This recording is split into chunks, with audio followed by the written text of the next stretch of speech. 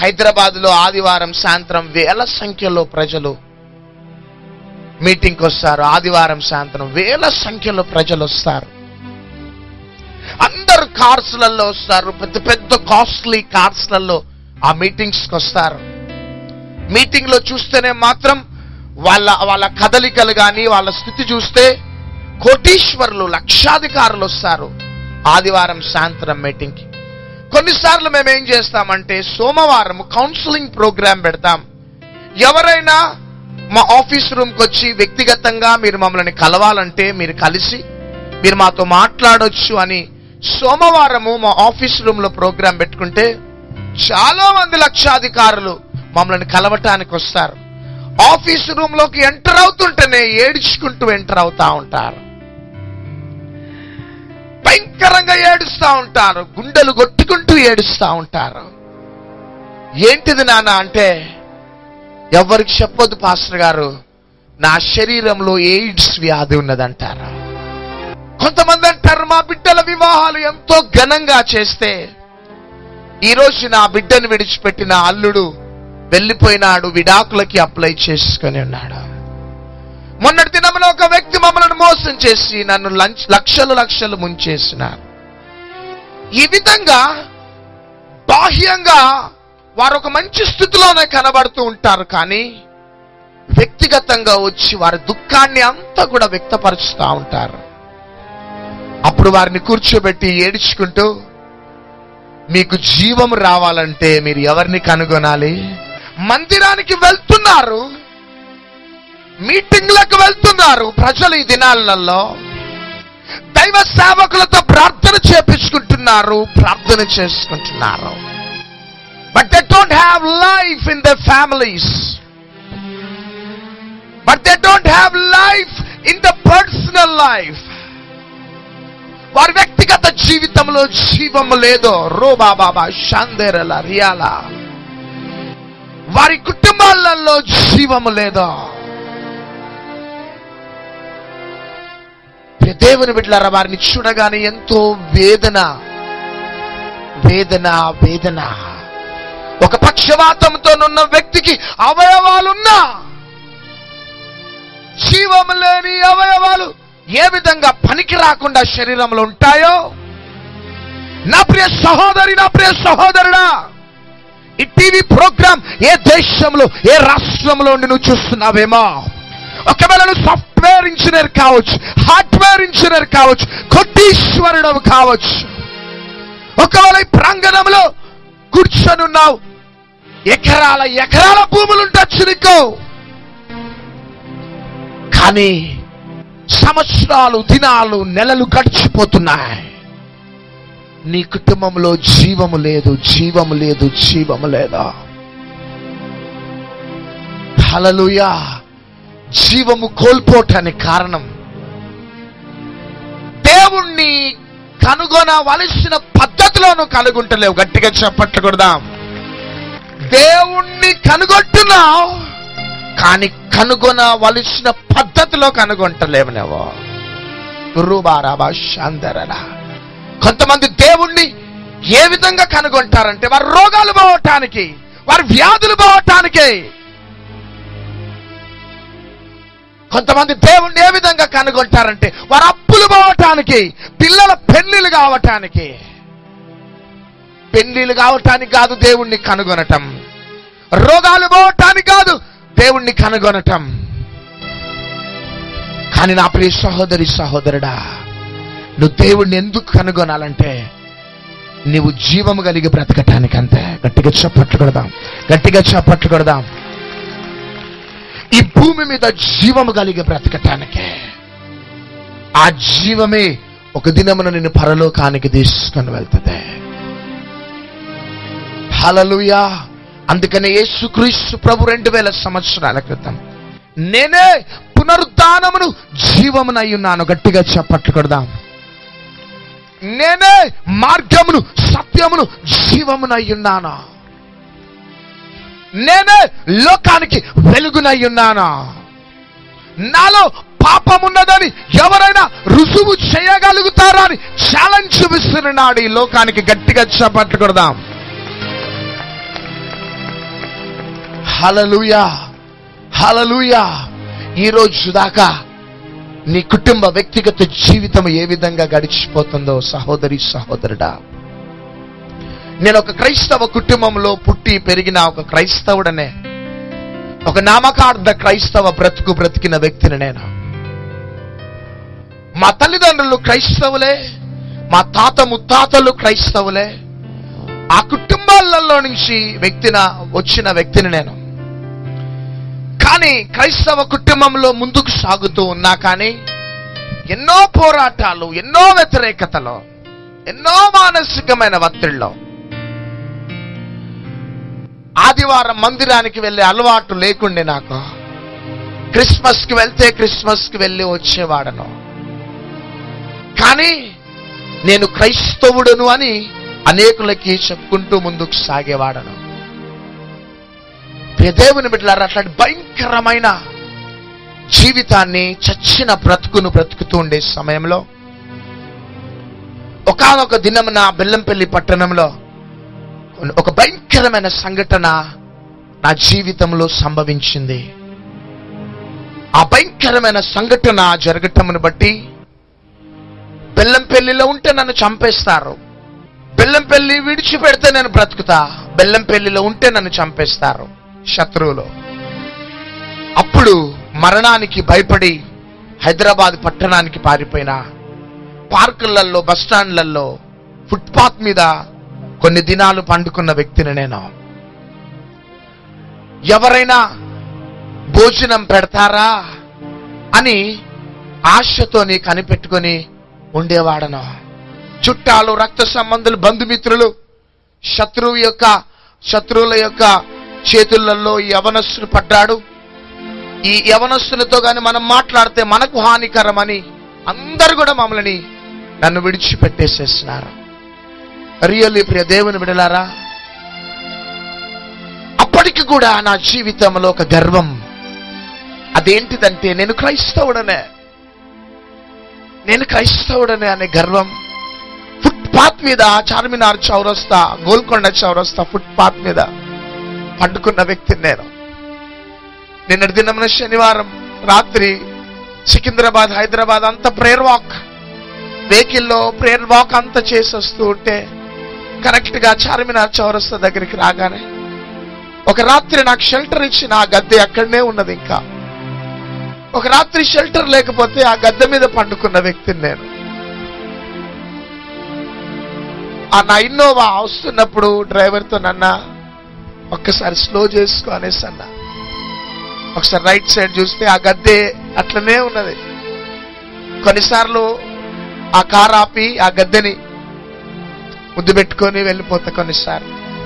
ఎందుకంటే అందరు కూడా వెలివేసినప్పుడు, నిందించినప్పుడు ఎవరు షెల్టర్ ఇవ్వకపోయినా ఆ గద్దె నాకు షెల్టర్ ఇచ్చి, మొన్నటి దినమున మన శనివారం వెళ్తూ ఆ గద్దెని చూసి ఏసయ్య ఏ స్థితి నుంచి ఏ స్థితికి తీసుకుని వచ్చి ఇదే గద్దె మీద ప్రభు ఒక రాత్రి షెల్టర్ లేక పండుకున్న ప్రభు ఈ రోజు ఏ స్థితికి తెచ్చిన ఏసయ్య. అట్లాంటి భయంకరమైన జీవితం, ఆ జీవితం జీవిస్తున్నా, చచ్చిన బ్రతుకుతున్నా నాలో గర్వం మాత్రం సావలే. ఒక దినమున ఇట్లనే మీటింగ్స్ జరుగుతుంటే 3 రోజులు అవుతుంది ఆకలితోనున్నా. ఆ మీటింగ్కి వెళ్తే వారు భోజనం పెడతారు, భోజనం తింటాను కానీ ఎప్పుడు మీటింగ్ అయిపోతుందా, ఎప్పుడు పిలుస్తారా అని ఆశతో కూర్చున్నాను. ఎక్కడనో చెట్టు క్రింద కూర్చున్నా, అందరు వాక్యం వింటున్నారు, నేను ఎందుకు వాక్యం వినాలా? నేను క్రైస్తవుడనే కదా, నాకు అబ్రహాం గురించి తెలుసు, ఇస్సాక్ గురించి సండే స్కూల్ నుంచి నాకు తెలుసు అని గర్వముతో చచ్చిన బ్రతుకుతూ ఎక్కడనో చెట్టు కింద పిచ్చోన్లాగా కూర్చొనున్నా. ఎప్పుడు మీటింగ్ అయిపోతుందా, వారు భోజనానికి అనౌన్స్ చేస్తారా అని కనిపెట్టుకొని ఉన్నప్పుడు ఆ రాత్రి వేల సంఖ్యలో ప్రజలుంటే నా ప్రేమ కలిగిన యేసయ్య నన్ను పేరు పెట్టి పిలిచినాడు. గట్టిగా చెప్పట్లు కూడదా? నన్ను పేరు పెట్టి పిలవగానే నా మనోనేత్రములు తెరవబడ్డాయి. అప్పుడు నేను జీవం లేని చచ్చిన బ్రతుకుతున్నట్లు నాకు అర్థమైపోతుంది. నా లైఫ్ స్టైల్ అంతా కూడా కన్ఫర్మ్ అయిపోతుంది, నిర్ధారణ అయిపోతుంది. నేను చేసిన పొరపాట్లు, పాపం అంతా కూడా బట్టబయలైపోతున్నాయి స్క్రీన్ లో. అప్పుడు నేను యేసయ్యతో, నన్ను యేసయ్య, నా స్థితి చూసి లోకంలో ఉన్న వారు అందరూ నన్ను విడిచిపెట్టింది కదా ప్రభా, నువ్వు గాని నన్ను లేవనెత్తుతే బ్రతికినంత కాలం నీకోసమే నేను బ్రతుకుతా. ఏడ్చుకుంటూ నా చెయ్యి యేసయ్యకి ఇచ్చినాను. ఆ రోజు నా ప్రేమ కలిగిన యేసయ్య నన్ను లేపి హత్తుకొని ఈరోజు నన్ను ఈ స్థితిలోకి తీసుకొని వచ్చినాను. గట్టిగా చప్పట్లు కొడదామా? ఈ రాత్రి కాల సమయంలో నా ప్రియ సహోదరి, సహోదరుడా, మమ్మల్ని లేవనెత్తిన నజరేయుడైన యేసుక్రీస్తు ప్రభు నీ జీవితంలో ఒక నూతనమైన కార్యాన్ని చేయాలని ఆశపడుతున్నాడు. నువ్వెందుకు ఈ స్థలానికి నువ్వు నడిపించబడ్డావంటే, నిర్జీవమైన స్థితిలో ఉన్న నీ కుటుంబంలో ఈ రాత్రి దేవుడు జీవాన్ని అనుగ్రహించబోతున్నాడు. గట్టిగా చెప్పట్లు. ఒకవేళ ఈ రోజు దాకా నీ ఏ పోరాటం మధ్యలో ఉన్నావో, కానీ రాత్రి నువ్వు ఎందుకు ఇక్కడికి నడిపించబడ్డావంటే, యోహాను సువార్త 10వ అధ్యాయం 10వ వచనాన్ని దయచేసి చదివి వినిపించాలి. దొంగతనమును, హత్యను, నాశనమును చేయుటకు వచ్చును గాని మరి దేనికిని రాడు. గొర్రెలకు జీవము కలుగుటకును అది సమృద్ధిగా కలుగుటకును నేను వచ్చితునని మీతో నిశ్చయముగా చెప్పుచున్నాను. గట్టిగా చప్పట్లు కొడుతూ యేసయ్యను గణపరుస్తాం. ప్రియ దేవుని బిడ్డలారా, యేసుక్రీస్తు ప్రభు ఈ రాత్రి నీకు ఇస్తున్న వాగ్దానం, దొంగతనం చేయటానికి వస్తాడట, కానీ యేసుక్రీస్తు ప్రభు ఎందుకు వచ్చినాడు చదవాలి మరి ఒకసారి. దొంగతనమును, హత్యను, నాశనమును చేయుటకు వచ్చును గాని మరి దేనికి నీ రాడు.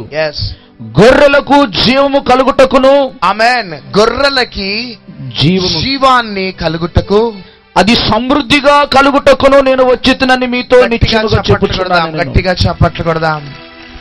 జీవము కలుగుటకు, సమృద్ధిగా కలుగుటకే నజరేయుడైన యేసుక్రీస్తు ప్రభు ఈ లోకానికి వచ్చినాడు. అందుకనే నేనే మార్గమును, సత్యమును, జీవమునై ఉన్నాను అని, నేనే పునరుద్ధానమును, జీవమునై ఉన్నానని ప్రయాసపడి భారం మోసుకొని చిన్న సమస్త జనులారా నా యొద్దకు రండి, నేను మీకు విశ్రాంతిని కలుగజేతునని వాగ్దానం చేసిన దేవుడు నమ్మదగిన దేవుడా. కాబట్టి దేవుణ్ణి కనుగొనివాడు దేనిని కనుగొంటాడట చెప్పాలి? జీవమును కనుగొంటాడట. కాబట్టి ఆ జీవము, ఆ సమృద్ధి అయిన జీవము మనకి ఒకే ఒకరి ద్వారా మనకు లభిస్తుంది. ఆయన పేరే నజరేయుడైన యేసుక్రీస్తు ప్రభు. గట్టిగా చప్పట్లు కొడదాం. హల్లెలూయా. కేవలము యేసుక్రీస్తు ద్వారానే మనకి జీవం. నా ప్రియ సహోదరి, నా ప్రియ సహోదరుడా, ఈ రోజు ఒకవేళ నీ డబ్బు మీద నువ్వు ఆధారపడ్డావేమో, నీ డబ్బు ఒక దినమున నిన్ను మోసం చేసేస్తుంది. నీ స్నేహితులు, రక్త సంబంధులు, బంధుమిత్రుల మీదనే నువ్వు ఆధారపడ్డావేమో, వారు ఒక దినమున నిన్ను మోసం చేసేస్తారు. ఈ భూమి మీద నీ జ్ఞానం మీద ఒకవేళ నువ్వు ఆధారపడి ఉంటే, నీ జ్ఞానం ఒక దినమున నిన్ను మోసం చేసేస్తుంది. కానీ ఈ చివరి దినాలలో, అంత్య దినాలలో మనం ఆధారపడవలసింది ఎవరి మీదంటే, ఆ నజరేయుడైన యేసుక్రీస్తు మీదనే మనం ఆధారపడాలా. హల్లెలూయా, హల్లెలూయా. ఒకసారి సికింద్రాబాద్ నుంచి గౌతమి ఎక్స్ప్రెస్ బయలుదేరింది. దాంట్లో ఒక యవనస్తుడు కూర్చొని ఉన్నాడు. అది కాజీపేట నుంచి విజయవాడ వచ్చి, విజయవాడ నుంచి కాకినాడకి వెళ్ళిపోతుంది గౌతమి ఎక్స్ప్రెస్. కాజీపేట దాకా ఆ యవనస్తునికి టికెట్ కన్ఫర్మ్ కాలే. S4లో S12లో కూర్చొని ఉన్నాడు. టికెట్ ఇంకా కన్ఫర్మ్ కాలేదు ఆయనది. ఆ S12 కంపార్ట్మెంట్ లో కూర్చొని 2 గంటల ప్రయాణం కాజీపేట దాకా చేసిన తర్వాత టీసీ వచ్చి ఏమన్నాడంటే, బాబు నీకు S4లో టికెట్ కన్ఫర్మ్ అయిపోయింది, నువ్వు వెళ్ళిపోయి అక్కడ కూర్చో అనేసి అన్నాడు. జస్ట్ S12 నుంచి S4 కంపార్ట్మెంట్ వెళ్ళటానికి ఒక 10 నిమిషాలు పట్టింది అంతే. S4 కంపార్ట్మెంట్ లోకి వెళ్ళిపోయి ఇక దిండ్లు దుప్పట్లు వేసుకొని ఇక పండుకుందామని కూర్చునే సిద్ధపడుతుండే టైంకి బయట భయంకరమైన అరుపులు వినబడతా ఉన్నాయి. భయంకరమైన కేకలు వినబడతా ఉన్నాయి. అప్పుడు కిటికీలో నుంచి చూస్తే S12 కంపార్ట్మెంట్ అంతా కూడా కాలిపోయింది. వరంగల్లో S12 కంపార్ట్మెంట్ అంతా కాలిపోయింది. ఏ స్థలంలోనైతే ఆయన 2 గంటలు ప్రయాణం చేసి కాజీపేట దాకా వచ్చినాడో ఆ స్థలం అంతా కూడా కాలిపోయింది. 10 నిమిషాలలో ఆయన S4కి వెళ్ళిండి అంతే, ఆ కంపార్ట్మెంట్ అంతా కూడా కాలిపోయింది. దేవుని బిడ్డలారా, ఆ యవనస్తుడు ఒక మంచి చదువులు చదువుకున్న గొప్పవాడు ఆయన. కానీ హైదరాబాద్లో ఎస్పీజీలో మీటింగ్ జరుగుతున్నప్పుడు 30 మంది 10 మంది వస్తున్నప్పుడు ఆ యవనస్తుడు రెగ్యులర్ గా వస్తుండేవాడు. గట్టిగా చప్పట్లు కొడదాం. ఉద్యోగానికి సైతం లీవ్ పెట్టి పరిగెత్తుకుంటూ వచ్చి కూర్చునేవాడు ఆ యవనస్తుడు. ఆ యవనస్తుడు ఏడ్చుకుంటే సాక్ష్యం చెప్పినాడంటే, నన్ను S12 నుంచి S4కి షిఫ్ట్ చేసింది టీసీ కాదు కానీ దేవుడు దేవదూతలను పంపించినాడు. గట్టిగా చప్పట్లు కొడదాం. ఎందుకు దేవదూతలను పంపించినాడంటే, హైదరాబాద్లో ప్రతి బుధవారం జరుగుతున్న దేవుని యొక్క సన్నిధికి నేను తప్పకుండా వచ్చి దేవుని సన్నిధికి నేను ప్రాధాన్యత ఇచ్చినాను కాబట్టి, దేవుని సన్నిధికి ప్రాధాన్యత ఇచ్చిన కాబట్టి దేవుని యొక్క జీవమే నన్ను సజీవునిగా బ్రతికించిందంతే. సహోదరి సహోదరుడా, ఎందుకు ఈ మాటలు చెప్పటానికి కారణం ఏంటిదంటే, నేను గొర్రెలకి జీవాన్ని ఇవ్వటానికి వచ్చినాను. హల్లెలూయా, హల్లెలూయా. ఏ జీవాన్ని ఇవ్వటానికి? సమృద్ధి అన్న జీవాన్ని ఇవ్వటానికి. వా, ఈ 12-10 సంవత్సరాల నుంచి కూడా ప్రతి నిత్యము మాకెన్ని అవకాశాలు వచ్చినా, పరిగెత్తాలనుకుంటే ఎన్నో మార్గాలు పరిగెత్తుకుంటూ ముందుకు సాగిపోయినప్పటికీ, సాగిపోవాలనే అవకాశాలు దొరికినా కానీ మేము ఆ మార్గాలు ఎన్నుకోకుండా మేము యేసయ్యను గట్టిగా పట్టుకున్నాం. గట్టిగా పట్టుకున్నాం. ఆయన జీవము కాబట్టి యేసయ్యను మేము గట్టిగా పట్టుకున్నాం కాబట్టి ఆ జీవము మమ్మల్ని సమృద్ధి అయిన జీవంలోకి నడిపించింది. ఇది రాత్రి వచ్చిన దీవెనలు కాదు నాన్న. ఇవి రాత్రి టీవీ ప్రోగ్రామ్స్ ద్వారా వచ్చిన దీవెనలు కాదు. ఇవి ఈ దీవెనలు మేము పొందుకోవటానికి, ఈరోజు మేము ఈ స్థితిలో ఉండటానికి కారణం ఏంటిదంటే, మేము ఈ భూమి మీద మేము దేని మీద ఆధారపడాలి? ఇప్పటికి మేము దేని మీద ఆధారపడం? మేము ఎవరి మీద ఆధారపడుతుంటామంటే ఎక్కువగా ఆ ప్రేమ కలిగిన ఆ యేసయ్య మీదనే మేము ఆధారపడుతుంటాం. ఈరోజు నా రూమ్ లో నేను ఏడ్చుకుంటూ ప్రార్థన చేస్తున్నా, ప్రభువా మమ్మల్ని క్రమక్రమంగా ఒక మంచి ఉన్నత స్థాయిలోకి తీసుకుని వెళ్తున్నావు. నెక్స్ట్ మంత్ ఇంగ్లాండ్కి వెళ్తున్నాను, సౌత్ ఆఫ్రికాకి, అక్కడక్కడికి దేవుడి మీటింగ్ సందర్భంగా తీసుకుని వెళ్తుంటే ప్రొద్దున నా రూమ్ లో ప్రార్థన చేస్తున్నా, యేసయ్య ఎంత స్థాయిలోకి వెళ్ళినా మా పాత స్థితిని మేము మర్చిపోవద్దు యేసయ్య. హల్లెలూయా. మా పాత సాంబార్ తిన్న అనుభవం మేము మర్చిపోవద్దు యేసయ్య. ఎందుకు దయ్యాలు మిమ్మల్ని నిద్రపట్టనివ్వకుండా చేస్తున్నాయంటే, కనుగొనవలసిన పద్ధతిలో దేవుణ్ణి ఇంకా మనం కనుగొంటలేము. గట్టిగా చప్పట్లు కొడదాం. అందుకనే జీవము లేని చచ్చిన బ్రతుకుతున్నాం కాబట్టి దయ్యాలు వచ్చి సర్వనాశనం చేసేస్తున్నాయి ప్రజలనే. అందుకనే దేవుడు ఏమంటున్నాడంటే, యేసయ్యా నా గొర్రెలకి నేను ఇక జీవం ఇవ్వాలనుకుంటున్నాను. హల్లెలూయా. అందుకని ఆ కాపరి ఏమంటున్నాడంటే, నా గొర్రెలకి నేను జీవాన్ని ఇచ్చే దేవుడు. హల్లెలూయా. ఏ జీవం ఇస్తాడు? సమృద్ధి అనే దేవునిలా.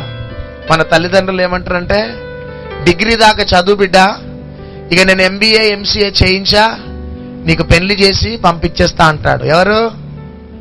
తల్లిదండ్రులు. లేదు డాడీ మమ్మీ నేను MBA MCA చేయాలంటే నా దగ్గర డబ్బులు లేవు బిడ్డ, నేను పెళ్లి చేసి పంపించేస్తానంటాడు. ఈ లోకంలో ఎవ్వరైనా కానీ మన హృదయంలో ఉన్న కోరికలు తీర్చలేరు, కానీ మన హృదయంలో ఉన్న వాంఛను తీర్చేది ఎవరంటే మన ప్రేమ కలిగిన కాపరి మాత్రమే. హల్లెలూయా. ఈరోజు దానికి మందిరానికి వెళ్తున్నారు, వస్తున్నారు, ప్రార్థనలు చేసుకుంటున్నారు, చేయించుకుంటున్నారు.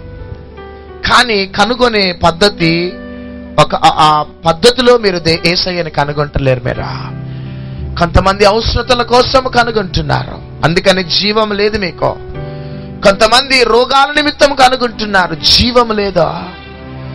పిల్లల పెళ్లిళ్ళు కావాలి, ఇల్లు కట్టుకోవాలి, అప్పులు తీర్చబడాలని కనుగొంటున్నారు. అందుకని చచ్చిన క్రైస్తవులుగా బ్రతుకుతున్నాం మనం.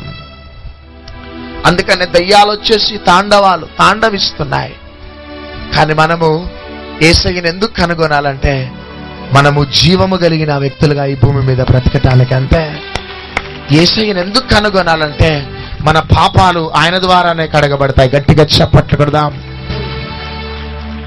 ఆయన రక్తము మాత్రమే మనల్ని బ్రతికించగలుగుతుంది. అంతేకాక ఈ భూమి నుంచి మనల్ని మోక్షానికి చేర్చేది కేవలము ఆ జీవము కలిగిన యేసయ్య మాత్రమే.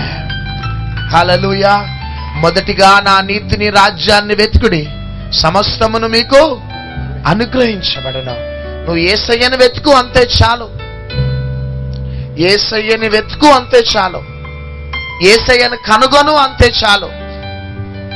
యేసుక్రీస్తు ఎవరో తగిన జ్ఞానము కలిగి ముందుకు సాగు, అంతే. ఈ రాత్రి నీవు నమ్ముకున్న దేవుడు, నువ్వు వెంబడిస్తున్న దేవుడు, నువ్వు ఆధారపడే దేవుడు ఎవరో ఈ రాత్రి నువ్వు తెలుసుకోవాలి, కనుగొనాలి. సహోదరి, సహోదరుడా, ఆ జ్ఞానము నీకు లేదు కాబట్టి దయ్యాలు వచ్చి నిన్ను సర్వనాశనం చేస్తున్నాయి. రియల్లీ దేవుని యొక్క ఆత్మచేత నింపబడి దేవుని యొక్క అభిషేకంతో ఈ మాటలు చెప్తున్నాను. నీ వ్యక్తిగత స్థితి, ఏ విధమైన పోరాటాల మధ్యలో నువ్వు సతమతం అవుతున్నావో నాకైతే తెలియదు. కానీ రాత్రి నీకు శుభవార్త ఏంటిదంటే నీ బంధకాలన్నీ రాత్రి తెగిపోబోతున్నాయి. అప్పులతో వచ్చినావా, మానసికమైన ఒత్తిళ్లతో వచ్చినావా, కుటుంబ సమస్యలతో వచ్చినావా, ఉద్యోగం లేదా, ఎగ్జామ్స్ లో ఫెయిల్ అయిపోయినావా యవ్వన బిడ్డ, నువ్వు ఏ పోరాటంతోనున్నా, వ్యాపారంలో ఒకవేళ నీవు నష్టపోయిన స్థితిలో ఉన్నావా, నీ పరిస్థితులు ఏ విధంగా ఉన్నాయో జీవము లేని స్థితిలో ఉన్నాయేమో, కానీ నా యేసుక్రీస్తు ప్రభు ఎందుకు నిన్ను నడిపించినాడో తెలుసా? నీకు జీవమునివ్వటానికి, సమృద్ధి అయిన జీవమునివ్వటానికి.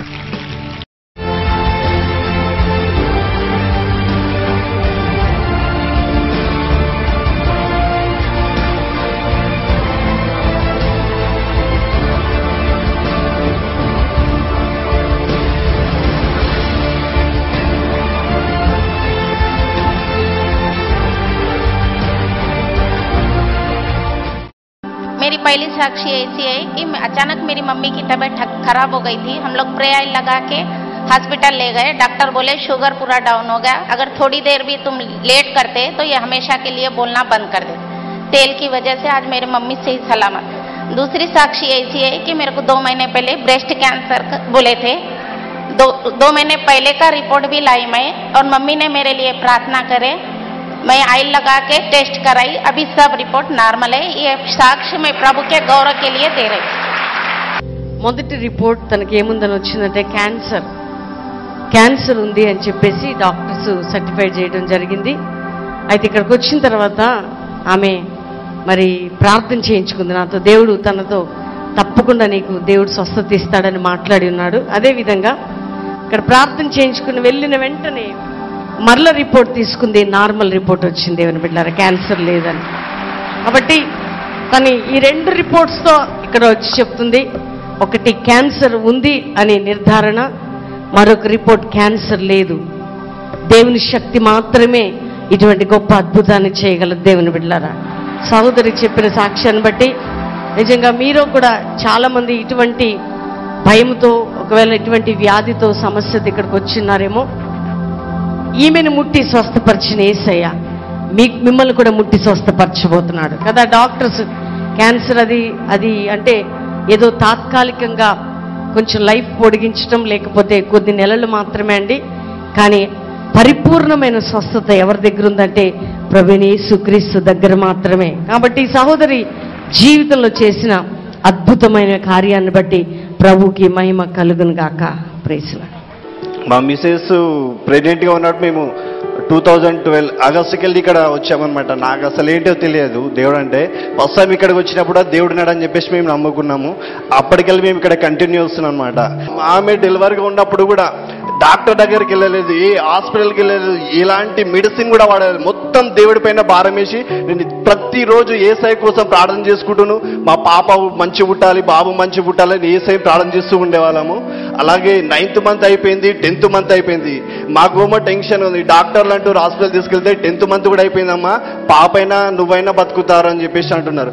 అలాగే దేవునికి ప్రార్థన చేసి డేలు ఇక్కడికి వెళ్ళి ఆయిల్ తీసుకెళ్లి ఆమెకు పట్టించడం. మమ్మీ గారు ఒకసారి మమ్మీ డాడీ వైజాగ్లో కూడా ప్రేయర్ పెట్టారనమాట. అక్కడికి వెళ్ళి ప్రార్థన చేపించుకున్నారు. అక్కడ కూడా ప్రార్థన చేపించుకున్నారు. ఆయిల్ బాటిల్ తీసుకెళ్లి డైలీ నైట్ పూట కడుపు పైన అప్లై చేసి పెట్టారనమాట. అప్పుడు 11th మంత్లో పాప పుట్టింది. ఎలాంటి అనారోగ్యం కూడా లేదు. ఫస్ట్ నా పేరు సుమలత, వరంగల్ నుండి వచ్చాము మేము. ఫస్ట్ బాబు పుట్టి 3 monthsకు చనిపోయాడు.